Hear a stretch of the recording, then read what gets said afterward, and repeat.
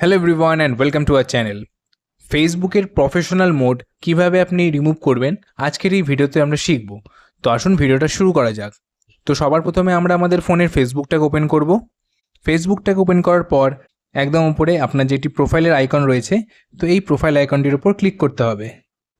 এরপর একদম উপরে দেখুন আপনার যেখানে কভার ফটো রয়েছে তার ঠিক উপরে একটি 3 ডটের অপশান রয়েছে, তো এই 3 ডটটির ওপর ক্লিক করতে হবে। এরপর এখানে আমরা একদম নিচের দিকে যাব। তো এখানে দেখতে পাচ্ছেন নিচে একটি টার্ন অফ প্রফেশনাল মোড বলে অপশান রয়েছে, তো এই টার্ন অফ প্রফেশনাল মোডটি আপনারাও দেখতে পেয়ে যাবেন, তো তার উপর ক্লিক করতে হবে।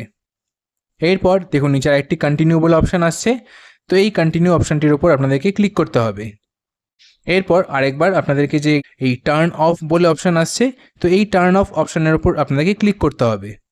এরপর আপনি যখনই ক্লিক করবেন তখন কিন্তু আপনার ফেসবুকের যে প্রফেশনাল অ্যাকাউন্ট সেটা কিন্তু রিমুভ হয়ে যাবে।